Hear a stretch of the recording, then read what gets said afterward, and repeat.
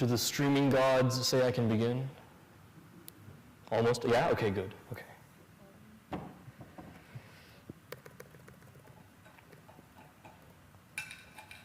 All right, today's going to be fun.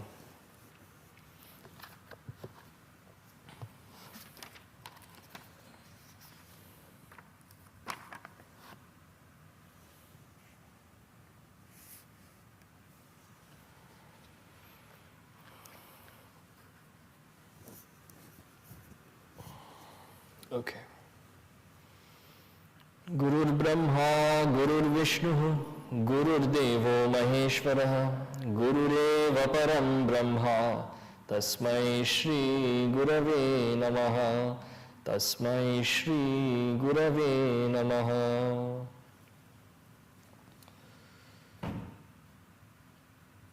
Oftentimes we talk about a comfort zone.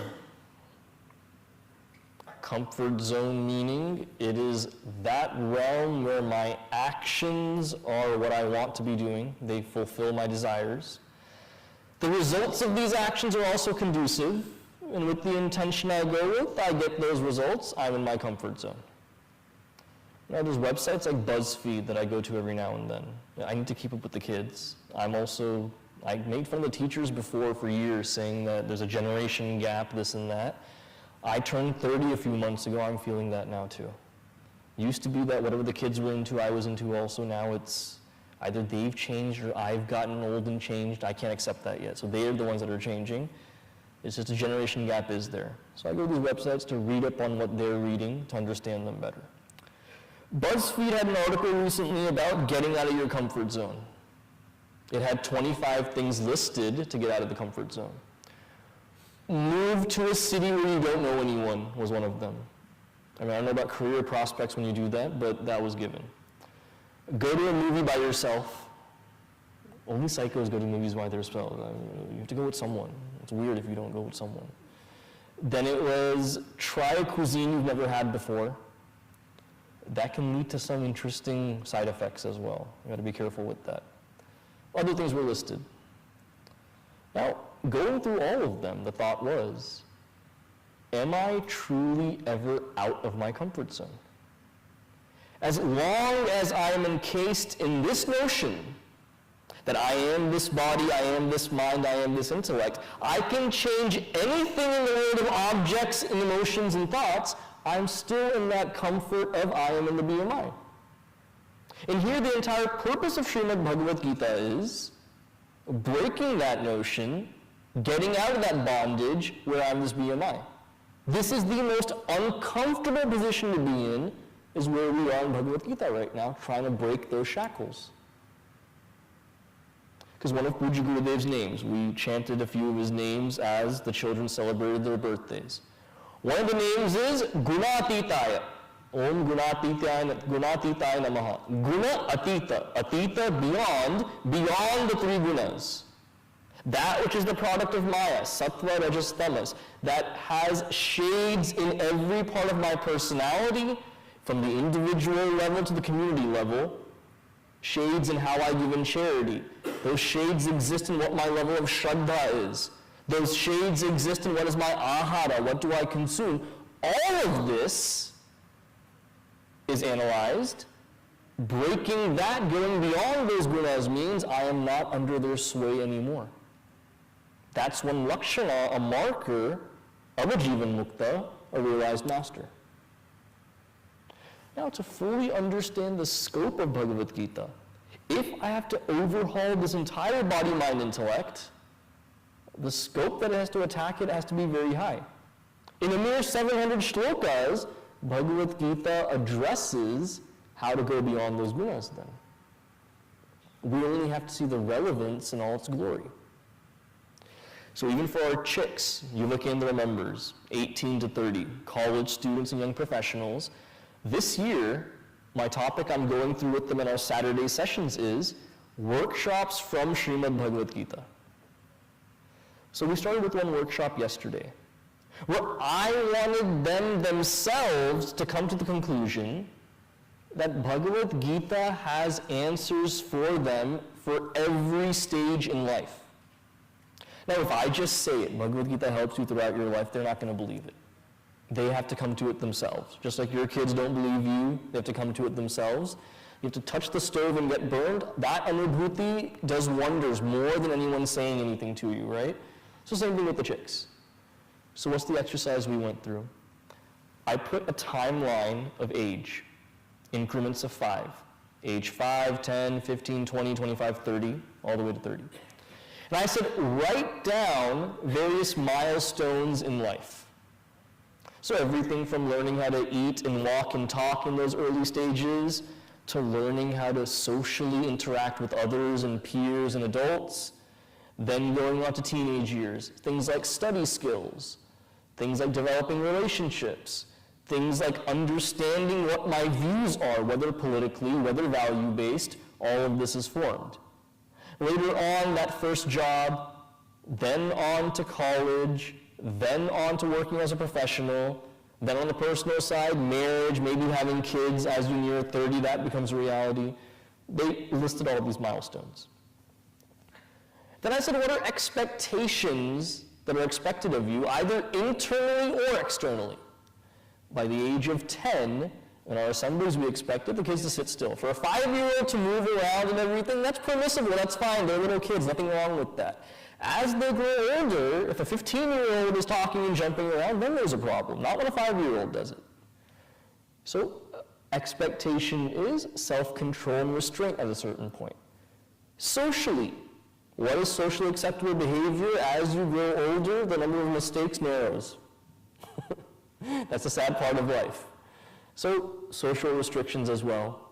Then expectations of being on your own and earning autonomously. No one expects an 18-year-old to get a job and fend for themselves. At least in our kind of families, we don't. But by the age of 35, if your kid is still living with you, mooching off of your paycheck, there's something wrong there. They have to fend for themselves at some point then, and stop being a burden on their parents. So these are expectations that are there, either internal or external. Now here's the kicker. I said you listed the expectations. Like learning how to cook, they put that as expectation too, by the time someone reaches 20 or 22. It's a good skill to have.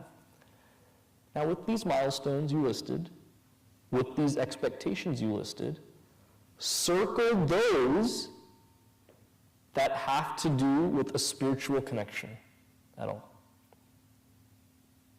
Circle those that have something to do with a spiritual connection or religious connotation. Marriage, obviously. Value-based living, of course. They circled lots of them. Then I went through and explained, food was not circled, learning how to cook.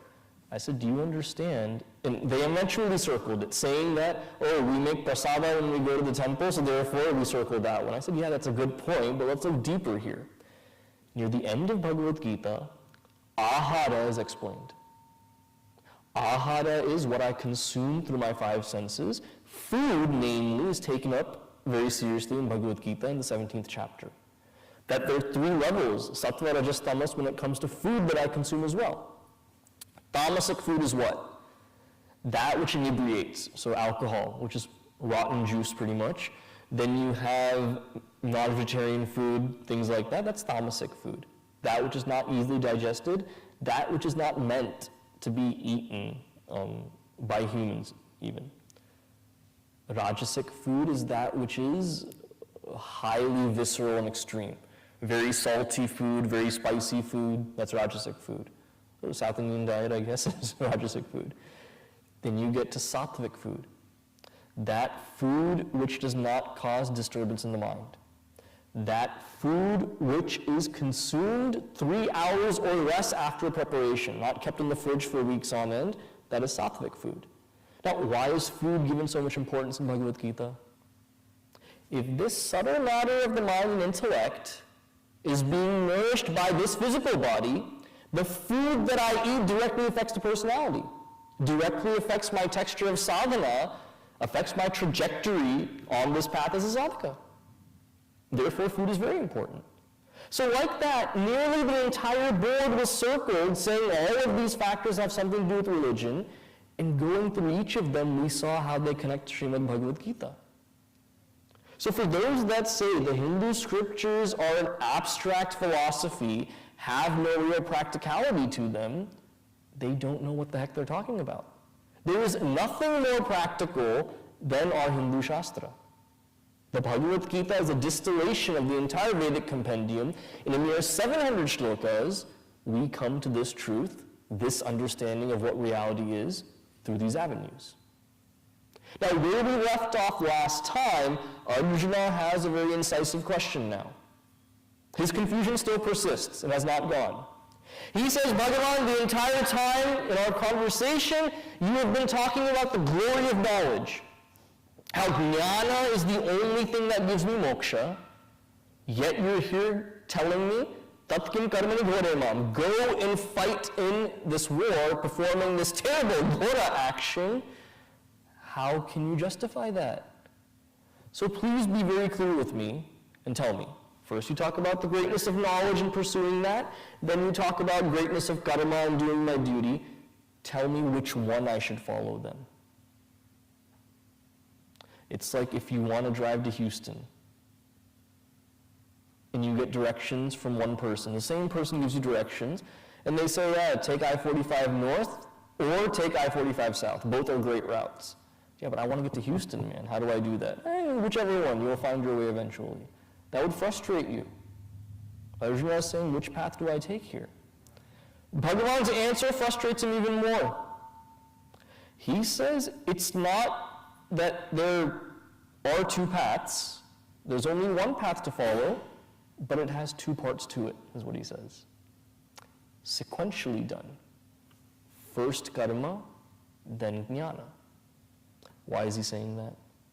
They each have their distinct purposes. Where I explained this the first couple of weeks that we met. That the common misconception when it comes to Sanatana Dharma is that there is Jnana Marga, Karma Marga, Bhakti Marga.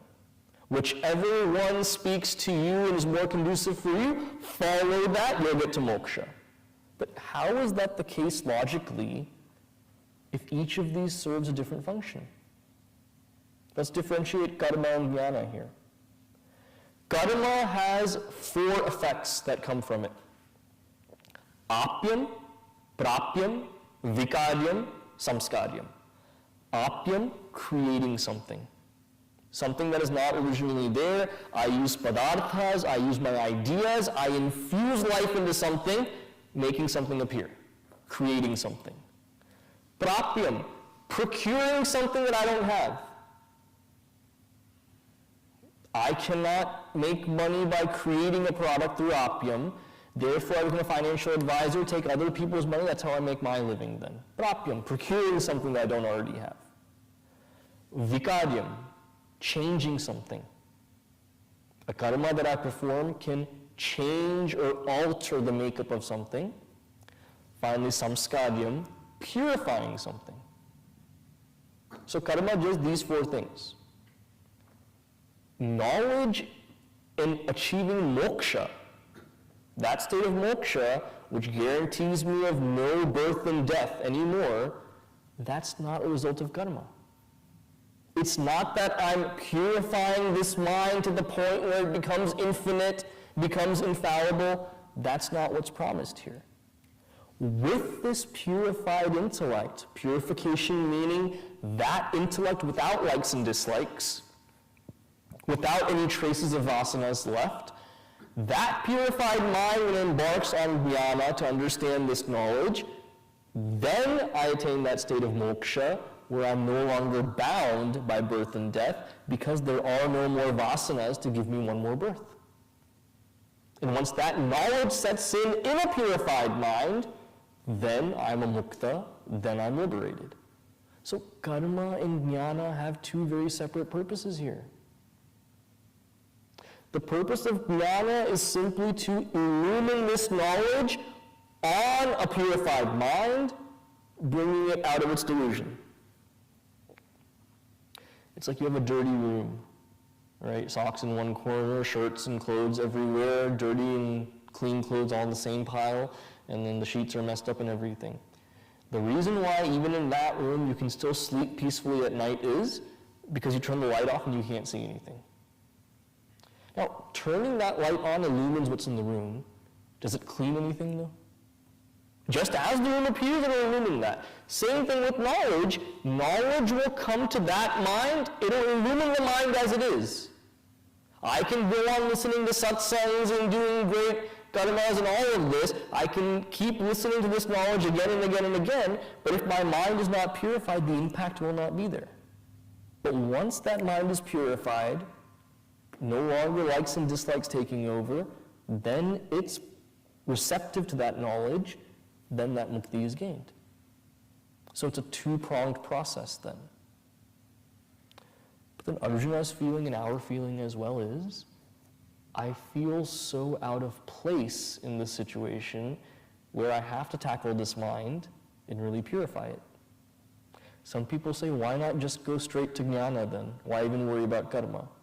Without a purified mind, the knowledge will have no effect on me. Bhuktaye na tu muktaye. It'll be some great intellectual gymnastics of appreciating the philosophy, but any real change in my psyche? No chance, unless the mind is purified. So that sense of wrong belonging is really there. This is a true story, okay? This really happened to someone I know. They loved going skydiving out of airplanes, and the parachute magically opens and they land. This person, I don't know how it happened. You know, there's some prisons that are like high maximum security, so they're like sealed off. There are some that have yards and everything. It's an open thing. He landed right in a prison in Texas. I don't know how that happens, but it did. He landed in a prison. So he was there. He went to the guards there, and he said, look, there's been a mistake. I need to get out of here. They said, yeah, everyone says that. You know, everyone says that. He said, no, you don't understand. I don't belong here.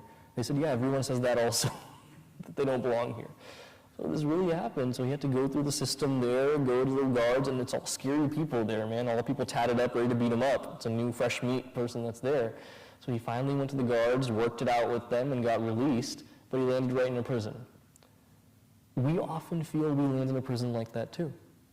Through no action of our own, we find ourselves in terrible situations then. Our vasanas is what guides us into these situations. Whether we like it or not, in a positive way or negative way, because these tendencies are so innately strong in my personality, I can't but find myself in certain situations. I gave the example last week. When I was at the Brahmachari training course in Mumbai, we had for the 1-year play. And my goal that year was, yes, I'm interested in all the drama and all the stage performances. I love doing that stuff, but my health wasn't too good. I wanted to focus on studies. I'm not going to be a part of it. So they asked me 1 week, can you help write the script? I said, yeah, what's the harm in that? I contributed the script. Next week, we need some help on casting some characters. Just come and watch the audition. Okay, I'll watch the audition. Long story short, within 3 months, by the time we performed on that day, I was the main character in the play and the director of the play. Vasanas, they have to come. We don't want them to, but they do. I find myself in those situations. Now, when it comes to cleansing of these vasanas then, there's a trap that we can easily fall into. This trap where I keep finding joy in what I'm doing. Ostensibly, it's to cleanse myself and cleanse this inner instrument, but I'm really looking for some kind of validation from people, some kind of praise from people for simply doing my duties. When I don't get that, I feel that the work I'm doing is useless. So the work I'm doing, I don't validate the success based on, is it for the right purpose, am I improving from it? It's what do people think of me as I'm doing it. That's the only thing that gets me to work. There was a man who was walking through a village one day, and he wanted to make money quickly. And he saw something that really surprised him. There's a pole, and there's a young boy who climbs up and down the pole, 10-foot pole, so about as high as a basketball hoop is. And there's a guy down with, he's not going to do it for 1 or 2 people. It has to be a big crowd that watches it happen so they can give money later. So there's a man with a drum, and he'll beat it, bells and whistles and all of that, until a nice big crowd gathers. The buildup is there. And then once a good-sized crowd like this is there, the boy climbs up the pole, stays there for a little bit, and then comes back down, and people give money. It's a skill set not many people have. This man who observed that thought to himself, this man was a thief. And so far, his MO for burglarizing people's houses was, he knocks down the front door, goes in, grabs what he can, and then leaves. But he saw that was taking a lot of time and it was risky and everything. So to increase his ROI, he said, it's summertime right now, people's windows are open. How about I employ this kid, middle of the night when everyone's asleep, he can climb up the pole, go into the room, get the stuff, and come back down. And I'll give him a cut, maybe 20, 30%, and we can have a good partnership going. So he talked to the boy. He said, do you want to help me rob people's houses? The boy said, yes, I'd love to help you out. You can help me fund this enterprise. And so he went to a house at 3 in the morning, took the boy with him, windows open, he had the pole right in front. So he stands there and he said, okay, go up there now, climb the pole. And the boy stared at him, just perplexed, blank look on his face. He said, I can't do it. I said, what do you mean? I saw you this morning. You were going up the pole, you came down, you did it twice in front of me. What's stopping you now? He said, no, you don't understand. Without the drums and the bells and the whistles, I can't do it. I need all that to be able to go up there. This guy was like, come on, the whole point is to rob someone's house. If I have all of that here, that kind of defeats my purpose here. But that's what we need. We need the bells and the whistles to do anything then. That validation prodding has to come. For a kid, when that prodding has to be there, that's okay to fulfill duties. When you and I need it as adults, that becomes counterproductive. So Bhagavan goes further to say that some people think then that actionlessness is an option, that I simply will not act. That's not available for me either. Because the moment I say that I will not do something, there is still intention behind it. That is an intentional action to not do something. It takes a lot not to do anything. I mean, our politicians make it look easy by not doing anything ever, but for the rest of us, it takes a lot to not do something. Now, I recently found an amazing book. It's a tiny book, small book. Secret of Action by Puji Gurudev Swami Chinmayananji. Very few copies. I think they made about 25,000 copies and they stopped printing it. Entire 3rd chapter of Bhagavad Gita, he summarized in this book right here, about why action is necessary. And the chapter titles really caught my attention. Because the very first chapter he starts with is inevitability of action. That there is no skirting around it, no avoiding action. Action really has to happen. It's up to me, which action do I choose? Now, we've heard the age-old adage from Bhagavad Gita. We saw in the last chapter as well. When it comes to fruits of my action, don't worry about the results, simply worry about the duty in the action. We've heard that before. Do we believe that? Of course, Hariji. If it says in Gita, we believe it. What do you think we are, not Hindus? Yes, we all believe it. Let's make it more real, though, here. You all have children. The scariest moment for a parent is when their children are born, actually. Because it's like, oh God, I have to take care of this little thing now. Where I'm at the age now where some of my closest friends are having children, that scares me, seeing that. Because it's like, dude, I grew up with you. I knew how much good care you took of yourself and your decisions. Now you're in charge of another human being. That scares me, even if it doesn't scare you. I've told my friends this as well. So when that child is born, they can do no wrong until the age of 2, right? And even then, a 2-year-old misbehaving, other people's kids will sit there and judge and say, why did these people have kids if they can't even take care of them and discipline them? When it comes to our kids doing anything though, our kids are perfect, we'll never blame them for anything. Our kids are too perfect. So we do the best we can. Responsibility is to raise that kid, make them disciplined, make them pious if we can, make them good members of society. We put in all our energy to make that happen. As a duty, as a parent. Now those kids grow up, and you can tell by the teenage years what the nature of the kid is. despite having the best kind of parents, they can turn out a different way. Not your kids, I'm talking about other people's kids, okay? Your first session kids, that's who they are. Your kids are perfect, I'm talking about other people's kids. Kids can turn out a different way. Like recently, last year I went to a wedding in California. A dear friend of mine got married. And people were there, I was just minding my own business. I want to make that very clear. I was minding my own business, just sitting there. They usually make us sit in the front row at engagements or weddings or anything. So even if we fall asleep, we're caught on camera doing that. So I have to, it's not like a Vedanta lecture where I can just sit there asleep. I have to pay attention, I have to be awake the whole time. So then one person came up to me and said, "Can I speak to you?" And I said, "This is an awesome opportunity. Instead of having to sit there, I get to walk around a bit." So I went. I said, "Amma, yes, what would you like to talk about?" She said, "Can we talk privately?" The moment she said that, I knew that means I'm going to go outside in front of people I want to talk so that the murder weapon can be found if something happens then. So let's talk outside here. She said, "Okay." She said, "I have a daughter who's 25 years old." I said, "Darn it, I'm done for now." She said, "You must know lots of young men who are in their 20s. I said, "Yes, in our chick groups, I know a lot of them. We're looking for a boy for a girl." And I said, "I still don't," I said, "Okay, cool." And I was about to walk away, like, "Thanks for the information here." She said, "No, we want your help."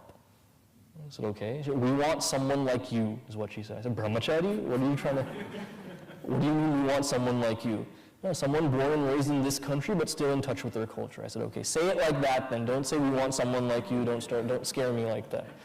I said, "Okay, well, I'll do the best I can." And I was honest with her. I said, "I also look for kids who are loving our culture for different reasons though, but I'll do my best, whatever it is." Then I thought to myself, when it comes to looking for someone for our boys or girls, one common thing that's a good selling point is they come from a good family, isn't it? What guarantee is that the kid is a good kid if they come from a good family though? People have their own vasanas the way they are. So it happens where they may come from great parentage and they've learned all the right values and everything, but in their conduct and the way they view the world and transact, it's a completely different story. Now, every parent puts their heart and soul into raising their kids the right way. Kids turn out how they turn out. Now, what if I told you as a parent when that happens, you did your duty as a parent raising them, don't worry about the result of how they turned out? How would you feel? You would strike me at that point. Then how can you say that? Is Bhagavad Gita asking me to detach at that level? Yes, it is. Where 5 minutes ago when I said, do we believe not believing in the results of actions, you all said yes. When we make it real with this example, how much harder does it hit then? That kind of detachment from our own loved ones, not expecting them to be a certain way as they grow older, that's completely hard to face. So what Bhagavan Krishna is saying here of don't worry about the result of what action comes is not just some pithy statement for us to state to ourselves. This is where it really hits the metal. And as a brahmachari sitting on a stage, for me to say this is easy to do. Going through it as a grihastha is a completely different ballgame then. Where any time we have expectations for anyone or anything, the fact that we have expectations means we will be disappointed. There is no way around that disappointment. Whenever, in this country especially, in the education system, kids have to work in group projects from a young age. That understanding of how we work together, bringing our skill sets, that's a big thing. And oftentimes, everyone in the group gets the same grade on the assignment. Teachers won't listen and say that, oh, we spent more time than that person and everything, we deserve a higher grade, they deserve lower. It's not like that. Everyone gets the same grade. It just depends on what your dynamics are. So one of the funniest quotes I ever heard is, whenever I die, I want all the people that I worked in group projects with, I want them to lower my coffin into the ground so that they can let me down one last time, was the quote. That's often how we feel. Because the markers for karma done in the spirit of karma yoga, there were two markers given in the previous chapter. One was evenness of mind. The other was, is there finesse in that action? Now, these are two beautiful markers to look at. evenness of mind. If there is a lack of balance in my mind as I work, it's because an expectation was not met. Either the type of work I'm doing, I don't see it as a duty, I see it as a chore that I don't like to do. Either I don't enjoy the people I'm doing that action with. Therefore, expectation again of how they should treat me, how they should be. In any case, any kind of lack of balance of mind is because there was an expectation that was not met. That is the very problem. There should be no expectations in karma done in the spirit of karma yoga. Then, having a refined way of working, that finesse, yoga karmasu kaushalam, having that kushalatva, that sophistication when I work. If that's missing, that's because my mind and body are not fully invested in the work then. Again, that's an issue because I have to offer everything, the result, the very action, the very karaka, the instrument doing the action at the feet of Bhagavan. If that finesse and touch of grace is not there, that means I'm not totally invested, I'm not offering everything I am to that karma. See how beautiful these markers are right there then? Two very simple things, but seeing if I'm not balanced or there's no refinement, that means that karma is not translating as karma yoga because I don't have these two markers there. Now, going further, what else do we see?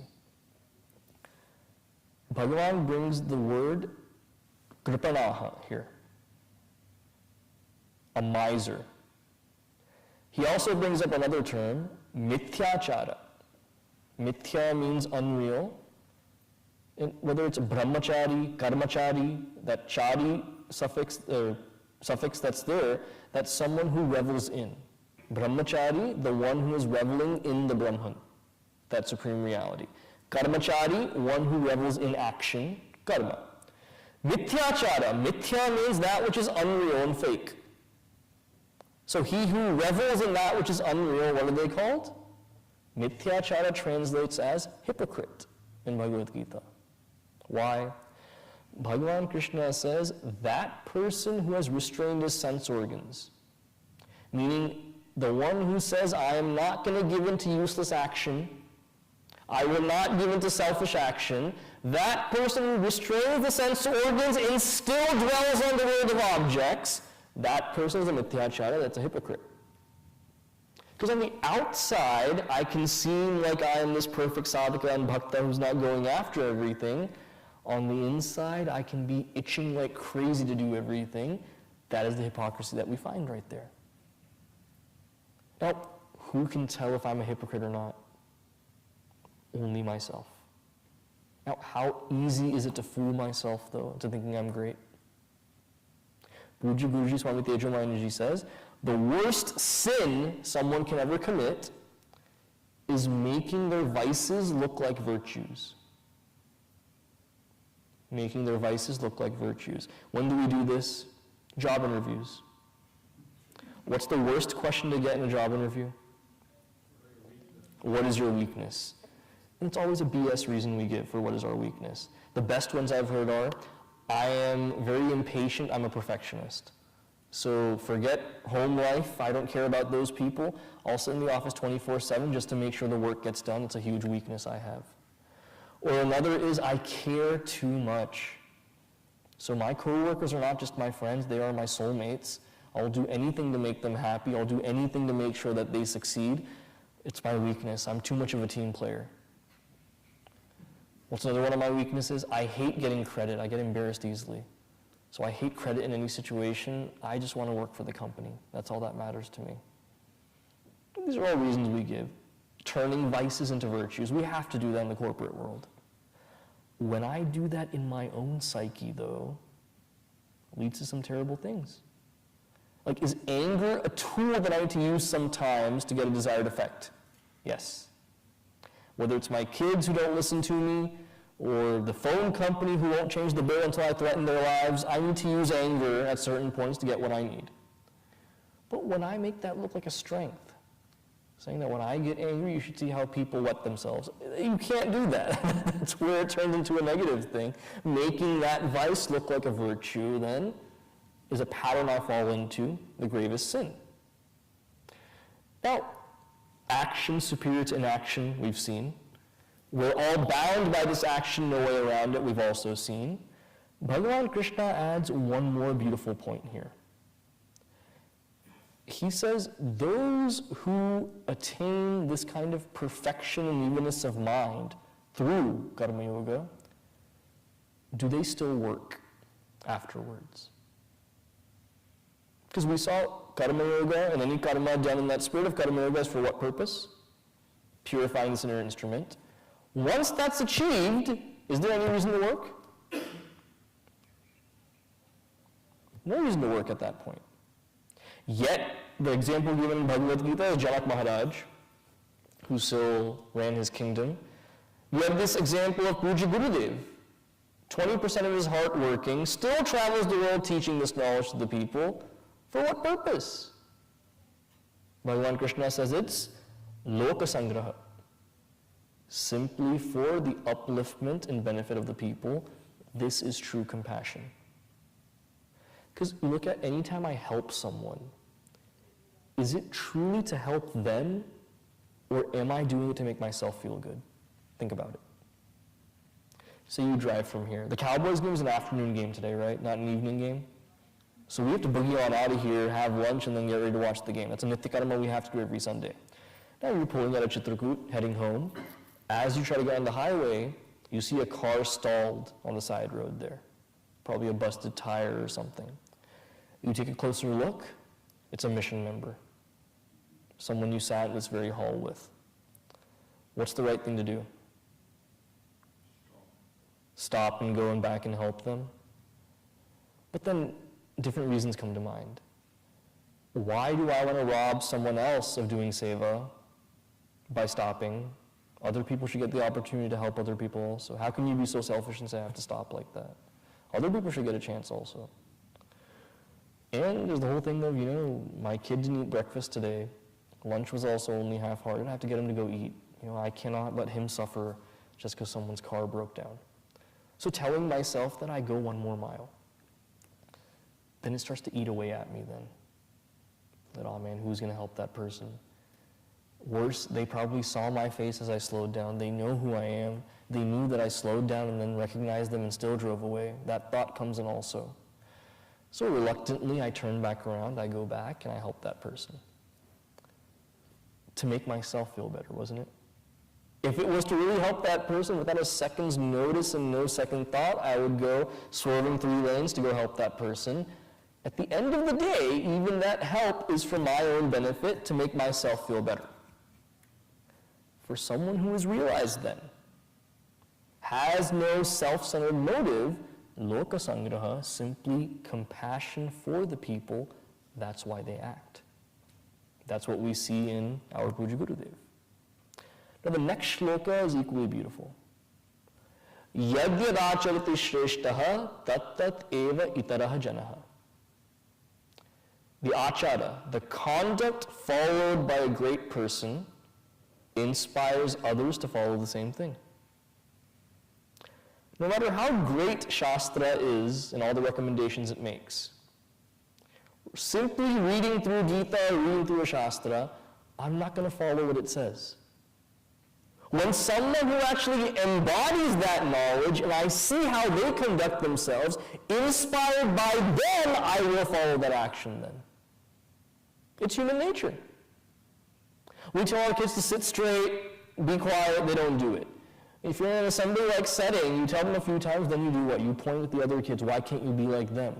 That kid is your age, he's sitting still, why can't you be like that? When other great people do something, we say, why don't you follow suit? That's what we use examples, don't we? Comparing our people to other kids. Kids can do the same thing. My best friend's dad got him the new iPhone. What the heck are you doing not giving it to me? They can point that way too. But the point here being, a shloka like this fills in gaps that we find in other places in Bhagavad Gita. What do I mean by that? Once we get to 17th chapter, near the end of the year, that's why I'm addressing it now, there will come a point where we analyze dhanam. Dhanam means giving in charity. There's 3 types. One is the rajasic type of dhanam. Sattvic Dhanam is giving without any need for attention. Rajasic Dhanam is, I give in charity so that I'm recognized, so that people praise me. Which, that's something to get over. So you can say, Hariji, objection. In any of our Chinmaya Mission centers, you go to the lobby, there are these plaques in gold with the names of donors, and classrooms have the names of donors and everything. How can you justify that when you yourself are saying, and Gita is saying, that that is Rajasic Dhanam? How do you justify it? The purpose of putting people's names as donors there is not to praise and say they're so great. It's to inspire others, saying people who conduct themselves a certain way have given. This should inspire others to give as well. Yadidacharati shreshtaha tat eva itaraha janaha. That even when it comes to giving in dhanam then, when we see people whom we respect, pillars in the community, people who conduct themselves in a certain way, when they follow certain courses of action like donating to an organization like this, maybe I should do that too, that inspiration comes. So it's easy to make these conclusions hastily that, okay, we're subscribing to a Rajasic format of dhanam. What we're doing is capitalizing on that fact that we inspire others. That's the very purpose of that showcasing. So these kind of different topics come up. Now, also in these third chapter, what do we find? That for the person who does this kind of action, we seek things. There's two levels of seeking. One is seeking things I know of in this world. The other is seeking things that I haven't even experienced yet. How many of you like your job? You like what you do? Let's be honest here. You love your job. You like what you do. Okay. If you won the lottery tomorrow, would you quit your job or would you still stick with that job? Stick with the job? You would? Okay, some people. You're not on camera. I'm on camera. You can be honest. You're not on camera. Very few people would still stick with that job. There's no scope of us getting the lottery tomorrow, so we don't even think in that realm. But if it were to happen, would I still stick with my day job and do what I ostensibly love? We have to answer that for ourselves. So Bhagavan adds the point here that for the person who is mature in their actions, they not only not desire the fruits of what they know of, even in the realm that they don't experience, they don't desire things there either. One common argument I hear from high school kids, we talk about drugs and alcohol openly. In these sessions and things, I'm very open about it. Because our delusion as Indian parents is, or our Indian kids don't do drugs, they don't drink alcohol, all of this. That is stupidity for us parents, for us to think that. Hum kisi se kam nahi, we do these things on a bigger level than all the other kids also. I'll give you proof if you want, come talk to me later. Our Indian kids do this prolifically as well in high school and college. So when I talk to them about this and I say, look, what is your feeling on drugs and all of this? Some of them very honestly tell me, we want to try everything at least once. I said, this is not the Pizza Hut buffet, man, for you to go try everything at least once. These things can really hurt you irreparably even the first time you do it. They say, no, but we never know. We just want to resist it after we try it. It could be too late by then. So on drugs, it's a very grossified example, but so many things we tell ourselves, until we experience it, we're not going to criticize it and not resist it. That can lead to addictions to so many things. There's that story, Bhagavan Shri Krishna and Narad-ji were in the desert. Or Upanishad Ganga also had this episode. They're in the desert, and they're having a discussion on moha, on delusion. Attachment, detachment, discussing these high things. Narad-ji is my favorite figure from our Puranas and Itihasas. He jumps in exactly the right moment everywhere. Experiences he goes through are just amazing. So Bhagavan Krishna says, to teach him a lesson, he says, can you go get me some water? He says, Bhagavan, we're in the desert. He says, yeah, I know, but I want some water. Can you go find me some? Bhagavan asks, you can't say no. So Bhagavan resting under a tree, Narad-ji goes, trying to find the water. He goes a certain distance, looks back. Bhagavan Krishna is like this big now from that distance. Still no water to be found. Mirages are there in the desert, right? So he sees a giant palace in the distance. So So he runs toward the palace. There must be water there. Beautiful palace, iron gates and everything. He comes there, the iron gates open. They say, "Oh, Nadaji, thank you so much for coming. We recognize you, please come in." They give him a glass of water and a beautiful seat. At this point, he should say, Bhagavan wants the water, he should leave with the water. Instead, he said, "Hey, let me just rest. I walked all the way over here. Have to walk all the way back. Let me get some water, then I'll bring Bhagavan's water." So a nice, comfortable seat. They washed his feet, gave him some nice scented water. He's drinking it. Probably some kombucha, everything in there, So he's drinking the water. Then they say, "Hey, you've come from a long way. Rest for a little bit. Take a nap if you want." Beautiful, probably Tempur-Pedic bed, whatever they had for Tempur-Pedic in those days. He rests on there. Again, he was thinking probably, Bhagavan, I have to go see, but let's take a little bit more time. So he's resting there. Then, even after a little bit longer, they come and say, "We have some celebration things going on for about a week. How about you stay here for that? Having a guest of your esteemed presence is a wonderful thing for us. Our bhagya, you stay for this." So he stays there for a longer time. Then a month after that, the king comes by. He says, "My daughter is this beautiful princess. We've been looking to marry her to someone. You're Gandharva. You're one of the greatest beings ever. Why don't you marry her?" Nadaji's a brahmachari. He forgot he was a brahmachari at that moment also. He said, "Yes, I'll marry her." Before he knows it, years have passed. He's raising kids to become royalty. And then all of a sudden he blinks and he says, "Oh goodness, I forgot to take water back to Bhagavan." So he says he takes off all the jewelry and he says, "Oh, I can't have any of this." Takes water, he runs back, he finds Bhagavan. And Bhagavan said, "Bhai, where were you this whole time?" He says, "I'm so sorry, I forgot." Then it's revealed this was all Bhagavan's moha, delusion that he created through his maya, to teach that lesson that, look, you experience one thing like this, look how carried away you got.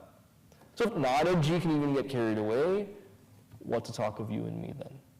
So as we pursue different karmas, finding joy in the results of our actions, there's nothing wrong with that. There is nothing wrong with finding joy in the results of our actions. When that becomes an attachment built with expectation, that's what leads to my downfall then. So wealth is not censured in Sanatana Dharma. Fulfilling desires also not censured. What is given as a point of caution is, how attached am I? How does that take me away from duty? What does that eventually lead to? That discrimination of concepts is really important to see. So now in the next chapter, in chapter 4, which we chant the assembly every day, we see the glory and beauty of this knowledge. Arthavada, meaning praise of this knowledge, is something we frequently find in Shastra. That something that is praised means we should do it, so it's that conviction that this knowledge is not something just nice to have, it's something I must have. That's what we see next week. So with that, are there any questions? Yes, Amma.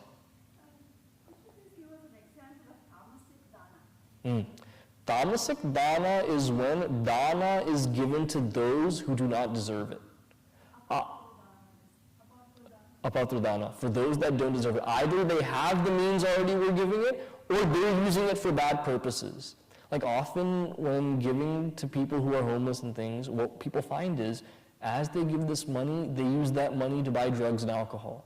So they say, government officials say this, instead of giving money that they can go and buy these things, give them things like food and clothing that they stay away from those other things and there's no money to buy them, but they still get what they need in the form of food and clothing. So that becomes then sattvic dana when we get away from that. Another thing is, this is something I want the kids to know as well, tamasic dana is also not understanding where the danam goes.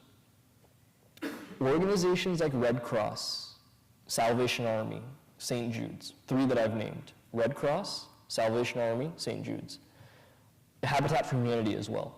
A lot of our Hindus donate to these organizations.